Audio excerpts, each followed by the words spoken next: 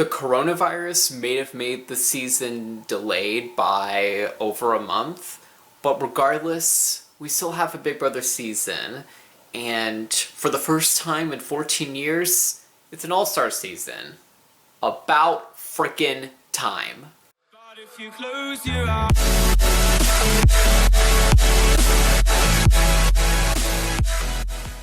Subway Little Masters, this is Bester FY24 here, and today I thought I'd go ahead and do a recap of week 1 of Big Brother 22, aka Big Brother All-Stars, aka Big Brother All-Stars 2, because the first ever All-Stars was season 7, or 2006, that's when it was aired, and now it's 2020, and we finally have another All-Star season, and times have changed, let me tell you.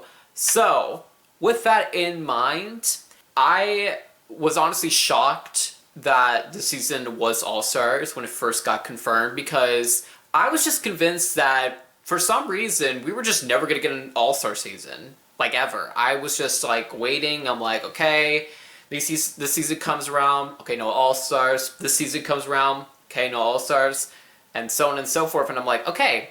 I mean, I thought maybe we might have gotten one for season 20, but then that didn't happen. It was all new people, so I was like, okay, well, I guess we might just never get All-Stars ever again. Like, that's unfortunate. But, lo and behold, we finally have one for season 22, which, I mean, makes sense because this is 20 years of Big Brother. Now, when it comes to the cast, I don't really have many qualms, really any complaints about the season. I obviously have a few people that I would have liked to see come back that I think some of you would have liked to see come back. For example, when it comes to the men, I would have liked to see Johnny Mac from season 17 come back, Donnie from season 16 come back. I would have liked to see Dan from seasons 10 and 14 come back. I don't know why he's not back. Beats me, honestly. For the women, I would have liked to see Vanessa from season 17 come back. I think... apparently Amber possibly might have been on. I would have been okay with her coming back. I would have liked to see, you know, people were talking about Danielle Reyes coming back. Fortunately, that didn't happen.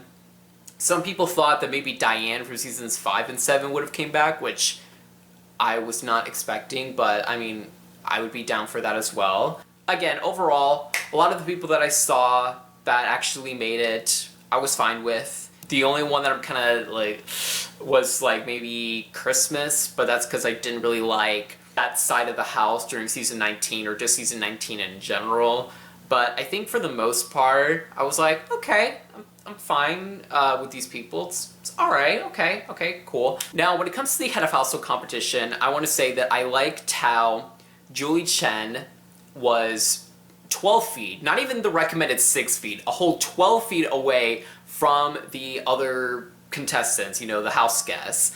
But the 16 house guests were divided into 4 groups, 4 men in 2 of the groups and 4 women in 2 of the other groups. And basically, they had their mask on, they were like standing there ready, and when Julie Chen said go, they would go into the house, and then once they were inside, they had 4 minutes to go to the backyard, see a question on the TV screen, and basically the question would be, where is this item located in the house? They would run back into the house and find that item, then come back to the backyard and do that, and go to one of those wobbly marble board thingies, and basically guide this marble into a hole that represented the room that they wanted to answer.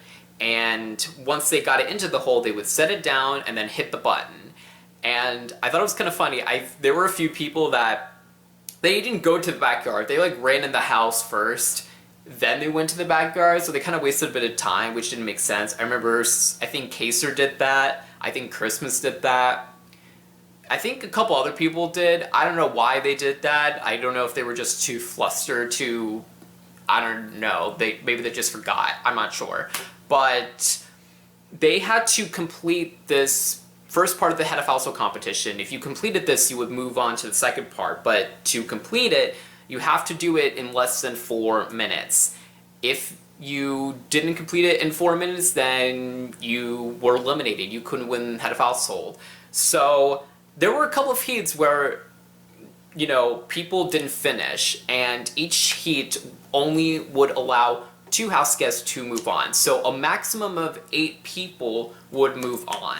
But unfortunately, in both of the women's heats, only 1 woman per heat actually moved on. So first it was Christmas, and then second was Nicole A.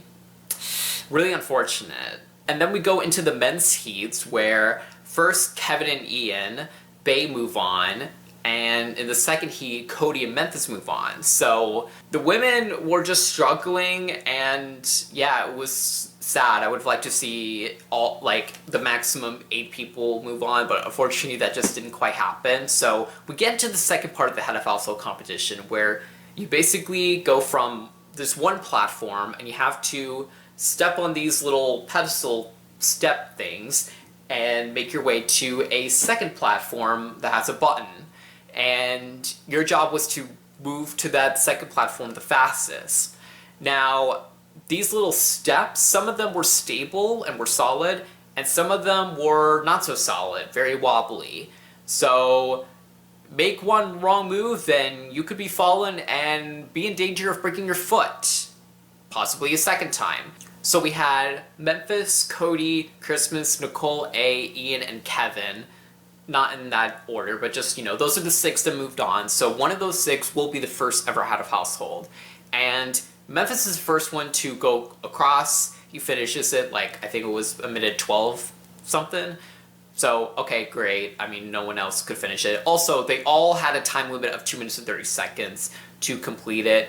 And if they couldn't, then they were eliminated. However, the new time limit was whatever Memphis got, because now you have to beat that time. Cody then comes out and finishes it in 22.06 seconds. What? I didn't think that someone would do it that fast. I figured maybe, like, I don't know, 30, 40 seconds maybe, but like almost like 22.06? What?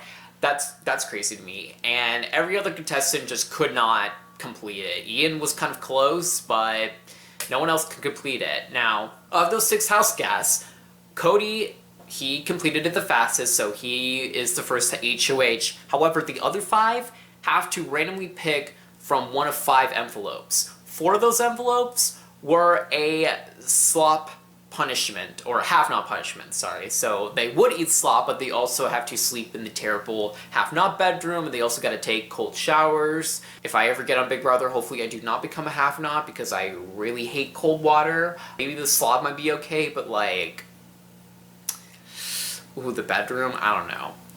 Just a big yikes. And one of the 5 envelopes would be $5,000. So someone was already getting a little bit of money. And of those 5 people, it happened to be Christmas who won. So good on you, Christmas. You got some good luck, I guess. And as I mentioned, I'm not the biggest fan of her, but I mean, she won. You know, she just happened to pick the right envelope, so I mean, good for her.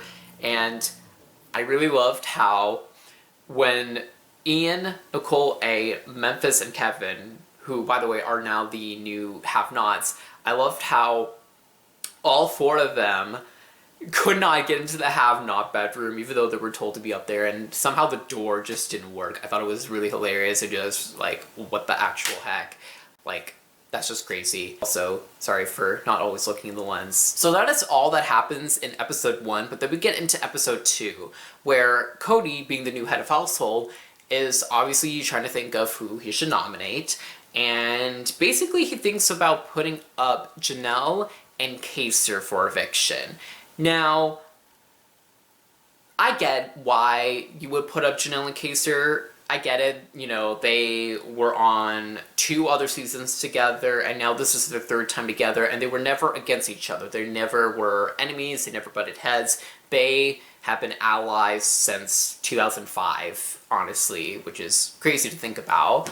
But Janelle and Kaser are in danger, and they both are talking to Cody separately, and they're all like, so are we good? Like, what are you thinking? Where's your head's at? Yada, yada, yada. And, well, Cody seems to be a really bad liar, because Cody and Janelle and Kaser, they're all like, Yeah, I think we gotta go for it. I don't know, I don't trust him, like I think we could be in danger, yada yada yada. So at the last second, Janelle and Kaser swipe into what's called the Safety Suite competition.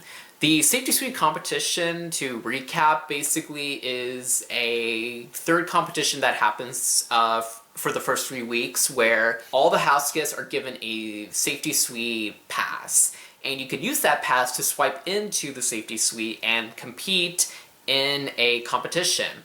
If you win, you are safe for that week and the HOH cannot put you up. So this happens before the nomination ceremony. So that's why Janelle and Kaser are trying to talk with Cody, being like, yo, what's up? And so if you win the Safety Suite competition, you are safe, but you also have to give somebody a +1 or safety with a punishment. So if you want to be safe, you'd rather be the one that wins, because if you are the +1, yeah, you're safe, but maybe you might get a really terrible punishment. Who knows? But Janelle and Kaser are the only ones that are going to compete. Now, I know a lot of people were asking on Twitter and just social media in general, why did both Kaser and Janelle compete? Wouldn't it make sense if only one of them competed and the other one could compete in like week 2 or week 3? Well, it seems as though on the feeds, Janelle and I think also Kaser had some confusion and didn't quite understand. They both thought that apparently, and I don't know if this is actually true or, you know, if maybe Janelle actually shouldn't have swiped, but it seemed like they thought that even if only one house guest goes for the Safety Suite that week, he or she may not earn safety, and it just may result in no one being safe besides the head of household. So they were thinking, well, what if Kaser doesn't actually complete whatever the competition is in time? Then that is terrible. So they just want to be like, hey, let's have both of us compete just in case one of us doesn't complete it. Well, even if that was the case, it seems as though Janelle should not have swiped in, sadly, because Kaser completed this competition in 7 minutes, 55 seconds. Janelle, I think it was, 16 minutes and 11 seconds, I think? But basically, this competition was, you had to listen to a remix of Twinkle Twinkle Little Star, and then after that, you were given a chance to hit each button once to listen to each parts of the song that the button played. And then, when it's time to actually start, you had to hit each button correct order to reproduce that remix. So it was basically Simon Says, but like audio version, I guess. And Kaser won, and no surprise, he chose Janelle as the +1. It was kind of funny, Janelle being like, oh my god, seriously? Oh my gosh. Like, what? Like, come on. We all know Kaser was obviously gonna pick Janelle. Like, if nobody thought that, then, well, they know it now. I mean, obviously, they're tight. Now that Janelle is safe, she also has to receive a punishment because she is the +1. And the punishment is a star mascot costume, which, I'll be honest, out of all the costumes we've ever had in Big Brother history, that's probably one of the better ones I think I've seen in terms of I'm okay with wearing this. Because some other costumes, I'm like, wow, thank goodness I didn't have to wear that. Especially that, the infamous, like, red unitard, or, like, any, like, unitard thing. Thank goodness I don't have to, like, that's not a thing.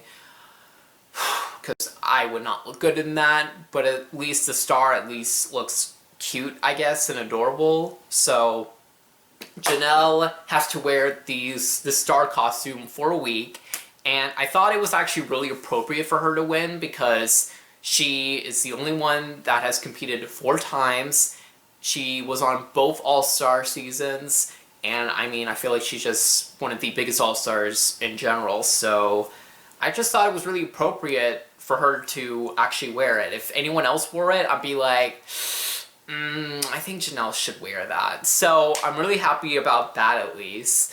It seems like the only issue with that costume is sometimes Janelle will accidentally knock something over, as we saw in the Thursday episode. But with Kaser and Janelle being safe, Cody and Nicole F are ticked right now. Nicole F, or Season 16 Nicole, Season 18 Nicole as well, she is like, how do they know to go for it? Like, I'm so upset right now, yada yada yada. Well, honestly, it's Cody's fault. Here's my thing and how I would have handled it. First of all, I think just the lying was just really bad. I think either he should have been like, you know, I don't want to put you guys on the blog, yada yada yada, and I don't know, maybe backdoor one of them, because I mean, hey, it's All Stars, like, let's backdoor someone week 1, why not, you know what I mean? Or maybe just, you know, own up to like lying right off the bat, because I mean, if you put both of them on the block right off the bat and they don't go for the safety sweep, then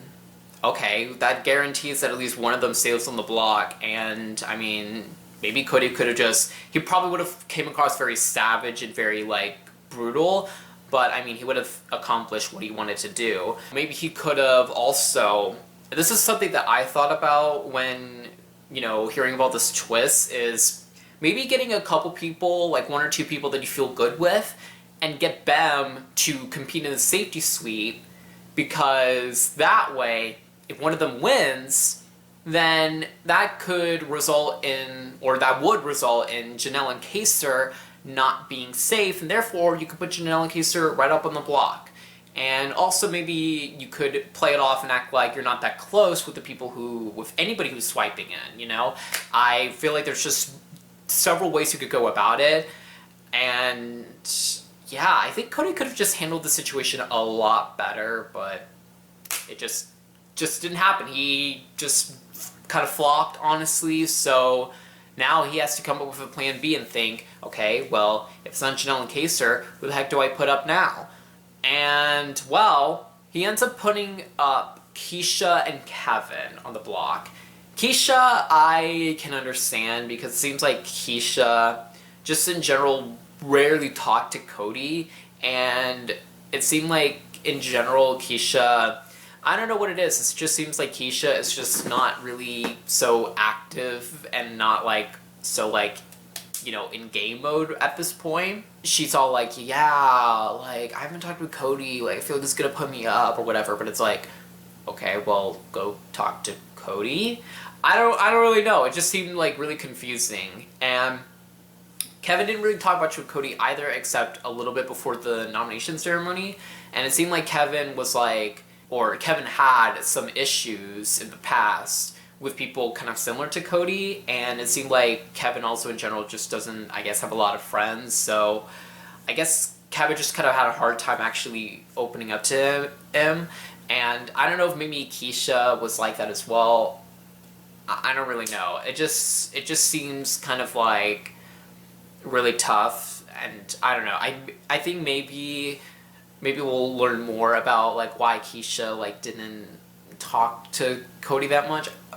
I don't get it. So with that being said, now we go into the power veto picking. So episode 3, where Cody picks Tyler, if I'm correct.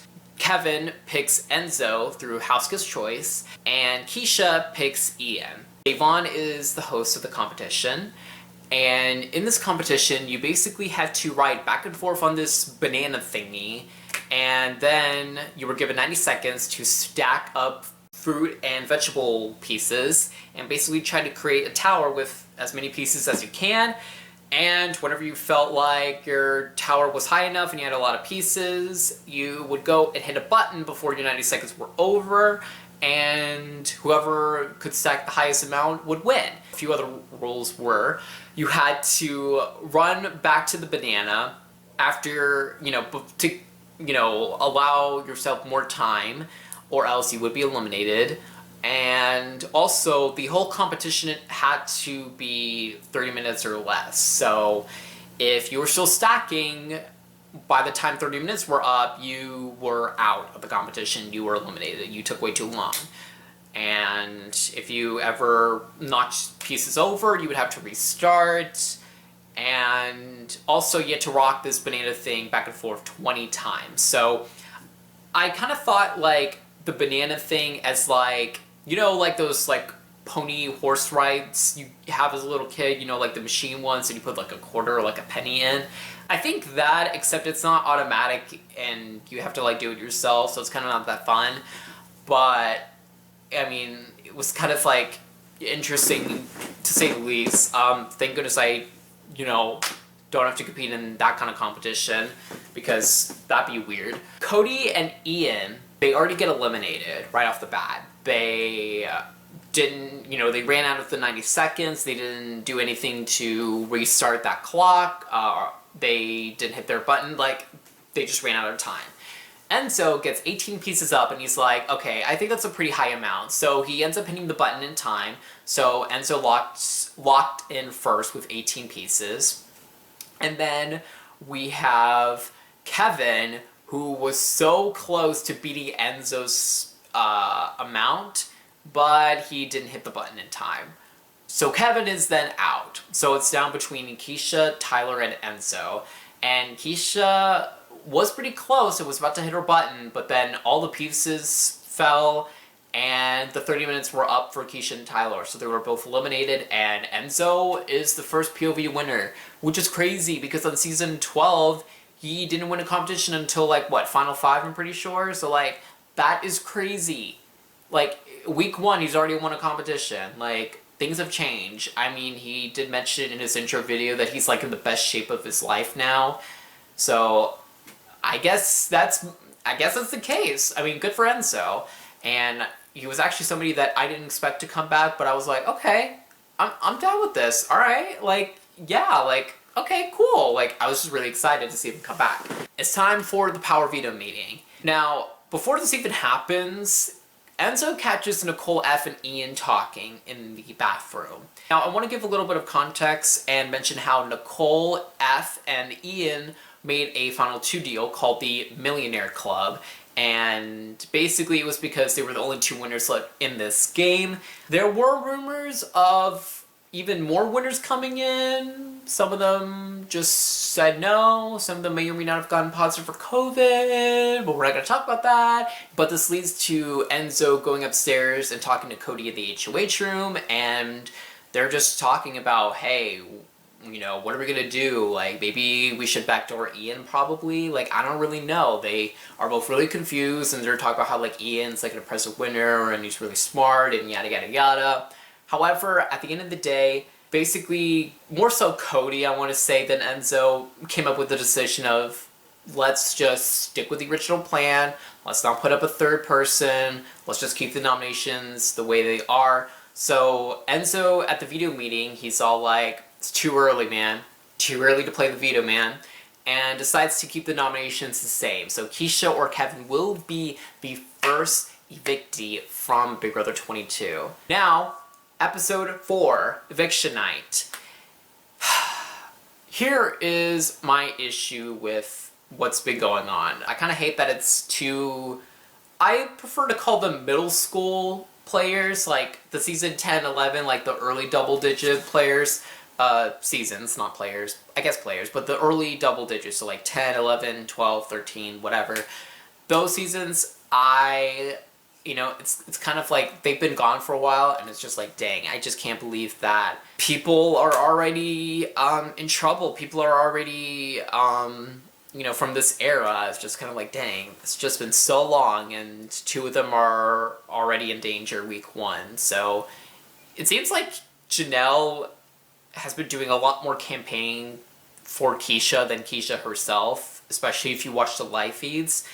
But at the same time, Janelle doesn't want to do too much because she already knows she has a huge target on her back. So it's like, why make it any bigger than it already is? So Keisha and Kevin are, quote-unquote, well-liked by everybody else. Everybody seems to really like them. They're like, I don't know, like, it's hard to choose one of them. But overall, it seems like Kevin has been doing more campaigning, and therefore more people want to keep Kevin around.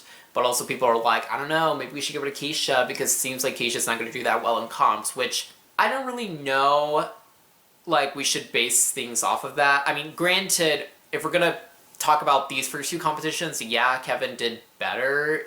But, like, I don't know, it's just like a small pool of data.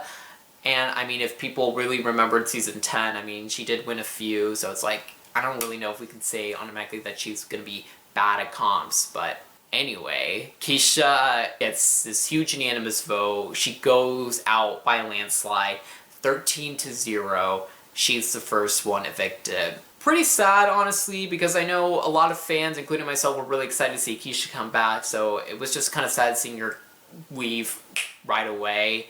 But I liked how Julie was like, hey, you were 4th place, you made it to the Final Four last time, it's been 12 years since you played, you won America's Favorite House Guest or America's Favorite Juror back in the day for your season, all this stuff, like you should be proud of yourself. Yeah, Keisha's evicted. It's really sad, and I've seen people talk about, you know, is there going to be a battle back, is there not going to be a battle back? I don't really know if that'll happen, but some people are saying that it might, which, if that's the case, then hopefully the next 3 boots will not be so sad like this one. But then again, it's All-Stars, there's a lot of people I do like on this cast, so it's going to be tough for me to, like, not be sad with the next few boots, or really just the boot order in general. And now it is time for the Head of Household competition, where obviously Cody cannot play his outgoing HOH, so the other 14 house guests remaining have to watch 2 videos and basically answer true or false questions based on things they just saw. So it's one of those memory competitions. And for me, I really like those because it is fun to play along with them, if I'm gonna be honest. The before-after competitions, the what the bleep, A, B, majority rules, all those kind of things, I think, in my opinion, it's really fun and really awesome, just really cool. So I love playing along, and I did play along. I got to question 6, and I got it wrong. It sucked because everybody else got it wrong, except for Memphis. So Memphis is the 2nd head of household, which I cannot believe that that happened, honestly. I really didn't think that Memphis would actually win, but he did. I mean, he, you know, he did pretty decent the first HOH, and now he won the 2nd HOH, and Memphis never won HOH on season 10, so it seems like there's a lot of firsts and a lot of, like, changes from, like, first season to 2nd season, or, you know, just latest season to current season. With this HOH, I am worried for people like Janelle, Kaser, I would also say Davon, Bailey, and I would also even say Ian and Nicole A. Those are some people I am really worried about and I think could be in danger. I think could be in trouble. I don't know how to feel about this week. I think this week is also going to be really depressing and just really sad, but again, it's All-Stars. You're gonna not be happy about a lot of people that go out of the house. So, before I end this video off, I want to talk about a few things that I really liked about this week, and also give you an update on the alliances and people that are working together, etc. Because some of them were talked about on the show, but then some of them were only shown on the live feeds. And I know some of you may not watch the live feeds, I get it, because some of you may be extremely busy, and also just don't want to spend the $5 to $10 a month. Although you should subscribe to CBS All Access if you haven't, because you get more stuff than just feeds. You can watch all seasons of Big Brother, and now you can also watch a lot of seasons of The Challenge, which is a show that I personally like, and I think it's really cool. You should definitely check it out, and a bunch of other shows in general. But a few things that I really liked.